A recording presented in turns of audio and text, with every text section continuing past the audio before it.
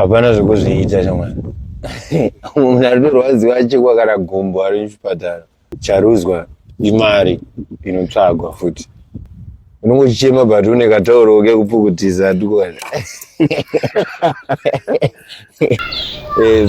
Wagwan people, wagwan family. Ndauya nedzemangoma zimdanso to the world. Kana karike kutanga kusvika pano aiwa zvekuita makuzviziva.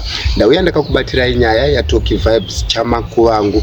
Ava vane album launch yakaflopa mawiki masvondo apfuura mashomanana.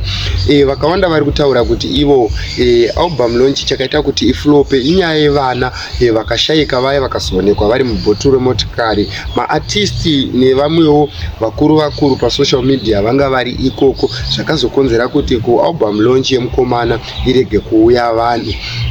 Asi inini maonero angu nemafungiro angu ndezvekuti kuimba haungambopedze 20 minutes kana kuti 30 minutes nemawandiro akaita maartist muZimbabwe. Aiwa ini ndinoona sekungoti isabotage dzakangoitika chete nekuti dai zviri zverudo kana kuti zviri zvemwoyo vanhu vaida kusimbisa Toki Vibes waingotora 10 minutes dzako dzekungoenda unoimba. Kune mamwe maartist ane moyo wekuda kusimudzirana kana kusimbisana vanotodawo kuenda pamepu zvekutozika zvekuti ukamupa mukana pachinhu chakafanana nechaToki Vibes munhu iye anofara zvekuti show iyoyo yaizombonakidza. Kunoitika zvakawanda munyika yedu yeZimbabwe zvekuti kunoitika mashow kana 5 same day but mashow ese iwayo haashayikwe vanhu. Kurufu hongu kwanga kwakazara vanhu but kwete zvekuti kualbum launch yemukomana kwaizoshayikwa vanhu. Ini ndoona sekungoti isabotage chete. Asi iye mukomana ane maonero ake nemafungiro ake panyaya iyi. Ndichakusiyirai video rake raaita muzuva ranhasi achitsanangura maonero ake nemafungiro ake pamusoro pekusauya kwemaartist kana nevanhu kuzoona kana kuzoteerera album rake nyowani ranga rabuditsa. Ndinokutendai nemaitiro enyu nekuti simbisa nekuti supporta. Ticharamba tichikupai zvinyowani zvinenge zvichiitika munyika yedu yeZimbabwe. Much love. Zvinorwadza. Zvinorwadza but ningirinzi. Hapana zvekuzviita chamwana. Munhu aritorwadziwa achekwa kana gumbo ari muchipatara.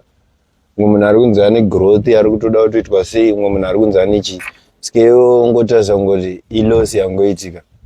Charuzwa imari inotsvagwa futi mangwana. Saka zvinongorwadza ipapo unongofila kuti hey chamwana ma1 but kwazotarisa kuti magitara acho kwatibvisa nepatisvitsa.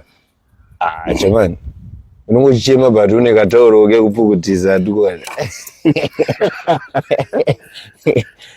Saka ma1 zvakangoma plus ingwa yekuti unokwanisa kuonawo vanomira newe nevanoseka but haabo totenda Mwari mana nepatasvitswa life kwayanga irika kune vanga vakaona zvitanga vanopupura.